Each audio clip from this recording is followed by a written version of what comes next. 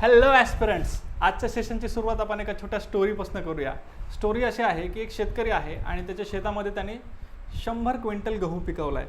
100 quintal गव्हापैकी 20 quintal त्याने लेबरला वेजेसच्या स्वरूपामध्ये दिलेत आणि 20 क्विंटल त्याने स्वतःच्या घरी स्वतःला खाण्यासाठी ठेवलेले आहेत. 100 क्विंटल गव्हामधले हे त्याचे एकूण 40 क्विंटल जे आहेत ते खर्च होणार आहेत किंवा ते त्याला स्वतः लागणार आहेत. तर आता यामध्ये सांगा की मार्केटेड सरप्लस काय आहे आणि मार्केटेबल सरप्लस काय आहे. जेव्हा हे सगळे आकडे आपल्यासमोर येतात तेव्हा आपण आपसुक मार्केटेबल सरप्लस आणि मार्केटेबल सरप्लस काढत असताना 100% कन्फ्यूज होतो. तर हा एक असा कन्सेप्ट आहे इकॉनॉमिक्समधला जो की बऱ्याच जणांना कन्फ्यूज करतो आणि त्यासाठी आपण घेऊन येत आहोत कन्फ्युजन टू क्लॅरिटी सिरीज. आणि या सिरीजमधला हा पहिला व्हिडिओ असणार आहे ज्यामध्ये आपण हे जे कन्सेप्ट्स आहेत असे कन्फ्यूज होणारे मार्केटेबल मार्केटेड सारखे हे सगळे आपण क्लिअर करणार आहोत फक्त 10 मिनिटांमध्ये. आणि यावर येणारे काही प्रश्न उत्तरं ते कसे येऊ शकतात किंवा मागे कसे आलेले आहेत यावर सुद्धा आपण चर्चा करणार आहोत. तो व्हिडिओ अगदी महत्त्वाचा आहे, तुम्ही सगळेजण शेवटपर्यंत बघा. ओके, चलो तर सुरुवात करूया. आपला हा जो कन्फ्युजन टू क्लॅरिटी सिरीजचा पहिला पार्ट आहे यामधून मुळात मार्केटेबल सरप्लस आणि मार्केटेड सरप्लस हे कन्सेप्ट कुठले आहेत तर हे ॲग्रिकल्चर इकॉनॉमिक्समधले कन्सेप्ट आहेत. आणि इकॉनॉमिक्समध्येही जे 5 पार्ट्स पडतात किंवा 5 आपल्याला कोर्सेस आहेत त्यामध्ये ॲग्रिकल्चर मार्केटिंगमध्ये हा कन्सेप्ट येतो. ॲग्रिकल्चर मार्केटिंगमध्ये हा कन्सेप्ट येतो. ओके, ठीक आहे. तर बघा, मार्केट हे कुठं असतं. मार्केटच्या डेफिनेशनमध्ये 2 कंपोनंट आहेत, एक आहे कन्झ्युमर आणि एक आहे प्रोड्युसर. एक विकणारा कोणीतरी असतो, एक विकणारा जो आहे तो कोणीतरी विक्रेता असतो आणि जो कन्झ्युम करणारा आहे तो ग्राहक कोणीतरी असतो. ठीक आहे, कन्सिडर करा मी ग्राहक आहे आणि तुम्ही विक्रेते आहात. ओके, सो तुम्ही काय आहात, प्रोड्युसर आहात आणि मी काय आहे, कन्झ्युमर आहे. ओके, जो ग्राहक आहे तो कन्झ्युमर आहे. तर हा जो सरप्लसचा कन्सेप्ट आहे हा दोन्ही साईडला असतो. कन्झ्युमर सरप्लस पण असतं आणि प्रोड्युसर सरप्लस पण असतं. तर आता आपल्याला हे बघायचं की मार्केटेड आणि मार्केटेबल सरप्लस हे येतात कुठून. तर हे जे प्रोड्युसर सरप्लस आहे याचे मेन 2 टाईप्स आहेत, एक आहे मार्केटेड सरप्लस आणि एक आहे मार्केटेबल सरप्लस. ओके, तर मार्केटेड सरप्लस आणि मार्केटेबल सरप्लस यांचा उगम कसा होतो तर असा होतो. ओके, ठीक आहे. प्रोड्युसर सरप्लसचे 2 मेन टाईप आहेत, एक मार्केटेबल आणि एक मार्केटेड सरप्लस. इथपर्यंत ठीक आहे. आता नेमकं हे काय आहे हे 1 बाय 1 आपण बघूया. मार्केटेबल सरप्लस आणि मार्केटेड सरप्लस या बाबतीत जर तुम्हाला सांगायचं झालं तर बघा, एका लाईनमध्ये सांगायचं असेल तर हे जे मार्केट टेबल आहे, एबल, आपण कुठलीही गोष्ट एबल टू डू म्हणतो. एबल टू डू म्हणजे ही मी करू शकतो, तू करू शकतोस. ओके, एबल टू डू म्हणजे करू शकणे, म्हणजे शक्यता असणे, त्याचं पोटेन्शियल असणे की हे करू शकतो कडे. ठीक आहे, मग कधी करू शकतो तो फ्युचरमध्ये करत असतो. शक्यता ही कधी वर्तवल्या जाते, कधी फ्युचरमध्ये वर्तवल्या जाते. शक्यता ही फ्युचरमध्ये वर्तवल्या जाते. अगदी तसंच इथं ईडी सफिक्स लागलेला आहे. ईडी म्हणजे काय तर हे मार्केटचं काय आहे, पास्ट फॉर्म आहे. पास्ट फॉर्म आहे म्हणजे इथं काहीतरी ऑलरेडी झालेलं आहे, म्हणजे हा पास्ट आहे, हा पास्ट आहे आणि हे फ्युचर आहे. मार्केटेबल हा करू शकतो, मार्केट करू शकतो. हा मार्केटेड म्हणजे आहे ना ऑलरेडी मार्केट केलेलं आहे. ओके, ठीक आहे, चालेल.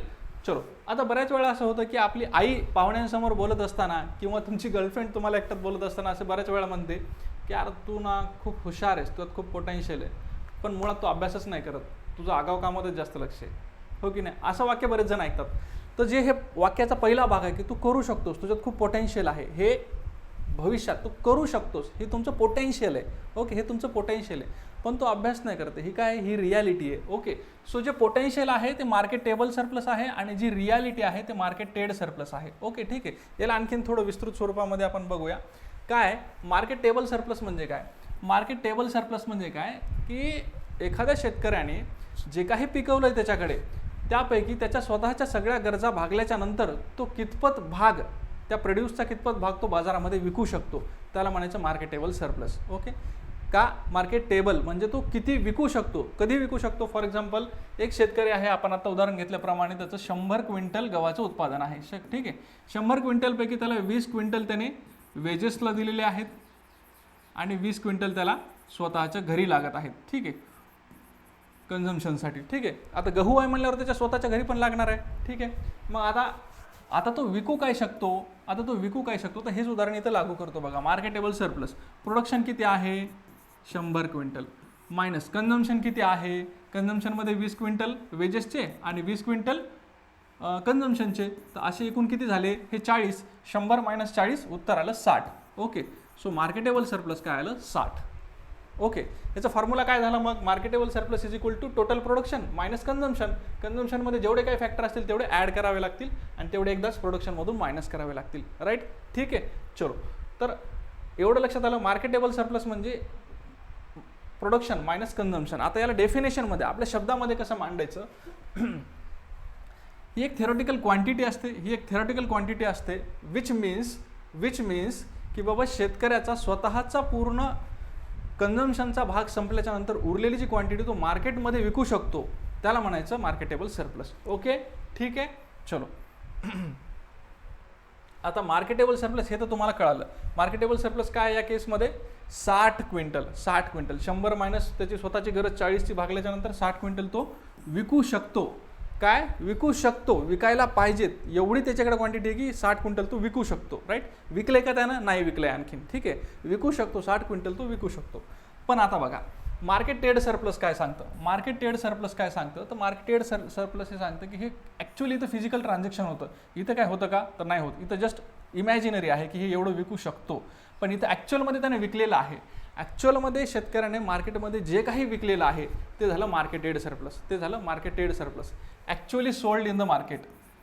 हे शब्द फार गोल्डन शब्द आहेत किंवा हे शब्द फार कीवर्ड्स आहेत. Actually sold in the market, मार्केटमध्ये खऱ्या अर्थाने त्यानं जाऊन विकले, तिथं फिजिकल ट्रान्झॅक्शन झालेलं आहे. असं किती क्वांटिटी आहे त्याला म्हणायचं market trade surplus. Okay, for example या शेतकऱ्याने 100 क्विंटलपैकी स्वतःच्या गरजा भागून मार्केटेबल त्याचं 60 आहे, परंतु याने मार्केटमध्ये काय केलं, मार्केटमध्ये जाऊन फक्त 30 क्विंटल विकलं आणि 20 क्विंटल काय केलं, स्वतः घरी स्टोरेज करून ठेवलं. ठीक आहे, अरे भाई स्वतः घरी स्टोरेज करून ठेवलं. ठीक आहे, 20 क्विंटल काय केलं, स्टोरेज केलं आणि 30 क्विंटल त्यांनी स्टोरेज केलं आणि 30 क्विंटल त्यांनी विकलं. Sold out in the market, sold out एकदम विकून टाकलं. ओके, तर मग आता या केसमध्ये मार्केटेबल काय आहे, 60 आहे, परंतु मार्केटेड काय आहे, 30 आहे.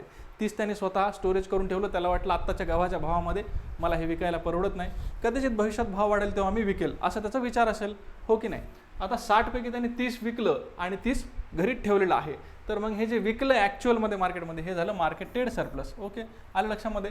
सो मार्केट टेबल सरप्लस आणि मार्केट ट्रेड सरप्लसमध्ये काय आहे, तर त्याचं पोटेन्शियल जे आहे 60 क्विंटल विकण्याचं ते त्याचं मार्केट टेबल झालं. ॲक्च्युअलमध्ये त्याने विकलं किती, 30 क्विंटलच विकलंय, म्हणजे ते झालं त्याचं मार्केट ट्रेड झालं. ओके, ठीक आहे.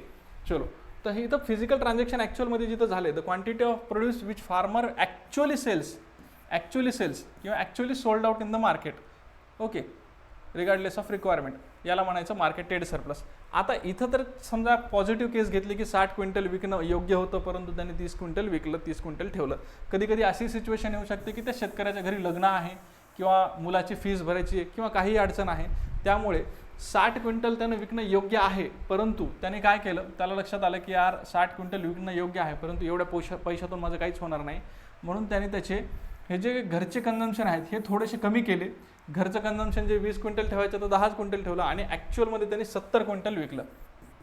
ॲक्च्युअलमध्ये समजा त्यांनी 70 क्विंटल विकलं, म्हणजे त्याचं मार्केटेबल सरप्लस किती आहे, 60 आहे, परंतु ॲक्च्युअलीमध्ये मार्केटमध्ये विकलंय किती, 70 क्विंटल, म्हणजे मार्केट टेबलपेक्षा मार्केट ट्रेड जास्त आहे. जेवढं त्याने विकायला पाहिजे होतं, जेवढं त्याचं पोटेन्शियल होतं त्यापेक्षाही त्याने जास्त विकलं. ओके, मग या केसला म्हणतात डिस्ट्रेस सेल. याला काय म्हणतात, डिस्ट्रेस सेल.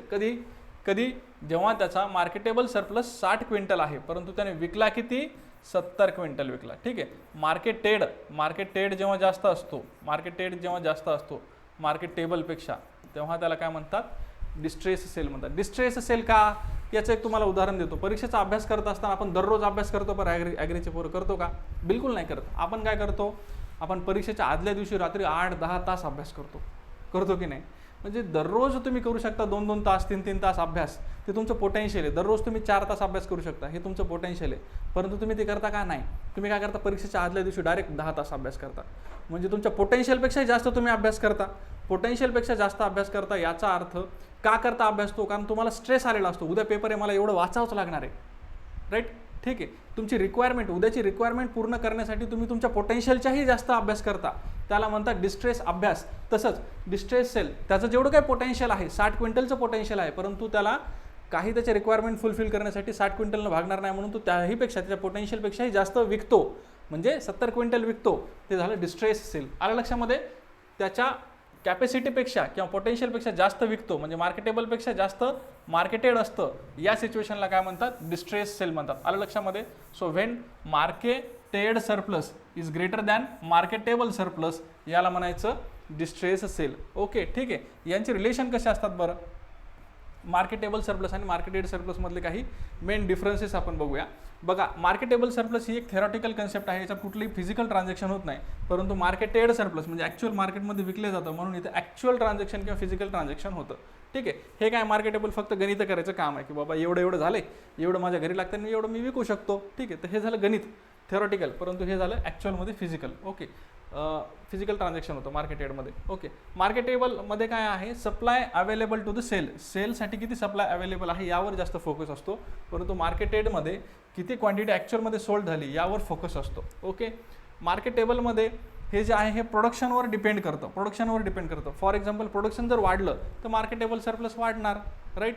प्रोडक्शन जर वाढलं तर मार्केटेबल सरप्लस वाढणार, प्रोडक्शन जर कमी झालं तर मार्केटेबल सरप्लस कमी होणार. परंतु ऑन द कॉन्ट्ररी इकडे मार्केटेड कशावर डिपेंड करते, की त्याच्या कॅश नीड्सवर. त्याला जितकी कॅशची नीड असेल तितकं त्याला मार्केटेड वाढवावं लागेल. ठीक आहे. जितकी त्याची कॅशची नीड कमी असेल, आता सध्या काही पैशाची गरज नाही तर तो थोडं कमी विकेल, किंवा काहीच पैशाची गरज नाही तर काहीच विकणार नाही, घरात ठेवून देईल. ओके, चलो. त्यानंतर मार्केटेबल सरप्लस हे या दोघांचे रिलेशन जे आहे हे इक्वल असू शकतं, मोर ऑर लेस असू शकतं. ओके, ठीक आहे. मॅक्झिमम बरेच जण याच्यासाठी वेगवेगळे शॉर्ट फॉर्म वापरतात, परंतु मी असं वापरतो, मार्केटेबल आणि मार्केटेड. ठीक आहे. ओके, तर मग हे ग्रेटर दॅन असू शकतं, लेस दॅन असू शकतं, और इक्वल असू शकतं. ठीक आहे. हे तिन्ही रिलेशन या दोघांमध्ये बेस करतात. ओके, आता या केसमध्ये ही जी रिलेशन आहे की मार्केटेबलपेक्षा मार्केटेड मोठा आहे, ही जी पहिली रिलेशन आहे याला म्हणतात डिस्ट्रेस सेल. आता आपण पाहिल्याप्रमाणे ओके, डिस्ट्रेस सेल म्हणतात. ठीक आहे. चलो, इथपर्यंत लक्षात आलं. तर I hope marketable surplus, marketed surplus, distress sale याबाबतचे सगळेच मुद्दे तुमचे क्लिअर झाले असतील. आणि डिस्ट्रेस सेलवर 100% प्रश्न येतो, MCRला असो किंवा कृषी सेवकला असो किंवा कुठल्याही परीक्षेला येत असतो. ओके, तर आता याच्यावरचे काही प्रश्न बघूया की कसे प्रश्न येतात किंवा कसे प्रश्न आलेले आहेत याच्या आधी. Which statement is correct regarding marketable surplus and marketed surplus, या दोघांच्या रिलेटेड कुठलं स्टेटमेंट बरोबर आहे असं त्यांनी विचारलंय. बोथ आर ऑलवेज इक्वल असू शकतात का, तर बिलकुल असू शकत नाहीत. त्यांचं रिलेशन कसं आहे आपण पाहिलं, greater than, less than, or equal to. Okay, marketed surplus is hypothetical quantity. हे मार्केटेड हायपोथेटिकल आहे का बरं, नाही, हे ॲक्च्युअलमध्ये सोल्ड आहे. ठीक आहे, ॲक्च्युअल आहे, त्यामुळे हे हायपोथेटिकल कुठलं आहे, मग मार्केटेबल आहे. मार्केटेबल हे हायपोथेटिकल, कारण त्यात आपण गणित करतो फक्त. Marketable surplus is a potential surplus. काय म्हणले, मार्केटेबल, एबल टू डू. एखादी गोष्ट आपण एबल टू कधी वापरतो, जेव्हा ती शक्यता वर्तवत असतो, म्हणजे ती फ्युचरमध्ये असते. ओके, ठीक आहे. सो मार्केटेबलचं हे काय आहे, मार्केटेबिलिटी इज अ पोटेन्शियल, शक्यता आहे ती. आणि मार्केटेड काय आहे, इट इज ॲक्च्युअल सेल. तर हे स्टेटमेंट बरोबर आहे का, मार्केटेड हे ॲक्च्युअल सेल आहे आणि मार्केटेबल पोटेन्शियल सरप्लस आहे. स्टेटमेंट बरोबर आहे का, एक्झॅक्टली बरोबर आहे. So C is the answer. Okay, ठीक आहे. आता डी वाचायची गरज आहे का, तर नाही, तरी पण आपण वाचू. Marketable surplus can never exceed marketed surplus. Marketable surplus हे कधीच मार्केटेडपेक्षा मोठं असू शकत नाही असं त्यांचं म्हणणं आहे, परंतु हे स्टेटमेंट चुकीचं आहे. ते लहान पण असू शकतं, मोठं पण असू शकतं आणि इक्वल पण असू शकतं. ओके, या प्रश्नामध्ये एक प्रश्न फार सुंदर आणि महत्त्वाचा आणि कामाचा आहे. बघा पुढचा प्रश्न. आता हे तर आहे समजा न्यूमेरिक बेस्ड क्वेश्चन आहे. बऱ्याच वेळी MCRमध्ये आतापर्यंत न्यूमेरिक बेस्ड क्वेश्चन येत नाही आहेत, परंतु असा कदाचित पुढचा फॉर्मॅट असू शकतो की तुम्हाला न्यूमेरिक बेस्ड क्वेश्चन एखाद दुसरा येतो बरं का, असं नाही, परंतु ते फार साधा येतो, जे की तुम्ही तोंडी सॉल्व्ह करू शकता, असाच येतो. ठीक आहे. तो जर त्या फॉर्मॅटमध्ये जर तुम्हाला प्रश्न विचारायचा झाला एक्झामिनरला, तर तो या कन्सेप्टवर विचारू शकतो. बघा मग काय, a farmer producers 1000 kg of wheat. यांनी पण व्हीटचं उदाहरण घेतलंय. He keeps 200 kg. आता आपण लिहित चालू इथं. हां, ठीक आहे. टोटल प्रोडक्शन किती आहे, 1000 आहे. सो लिहू डाटा काय लिहू, प्रोडक्शन किती दिले, 1000 kg. ठीक आहे. Wheat, he keeps 200 kg for family need. For family 200 kg. Okay, त्याच्यानंतर 100 kg फॉर सीडसाठी 100 kg. त्याच्यानंतर 50 kg ॲज वेजेसमध्ये किती गेले त्याचे, 50 kg. Okay, 50 kg. लॅटर ही सेल्स 800 kg. सेल्स म्हणजे त्याने काय केलं, ॲक्च्युअलमध्ये सेल केला आहे. ही सेल्स ॲक्च्युअलमध्ये ही त्याने सेल्स केला आहे, त्याला सोल्ड आउट म्हणू शकतो आपण. Sold 800 kg. ठीक आहे. पुढचा प्रश्न काय आहे की what is the marketable surplus and marketed surplus. याच्यात काय गणित करण्याची गरज आहे का? गणित करण्याची काहीच गरज नाही. यांनी मार्केटेबल सरप्लस विचारलं, मार्केटेड सरप्लस विचारलं आणि प्रश्नामध्ये काय दिले शेवटी की ही सेल्स 800 kg. म्हणजे हे काय झालं, हे झालं मार्केटेड सरप्लस झालं. मग आता पहिल्यांदा ऑप्शनमध्ये बघा की मार्केटेड सरप्लस 800 kg कुठं कुठं दिलेलं आहे, कुठे कुठे दिलेलं नाही आहे ते बघा आधी. ठीक आहे. आता इथं नाही आहे मार्केटेड सरप्लस 800 kg दिले का? नाही. इथं दिले का? नाही. हे दोन ऑप्शन जागेवर कटतात.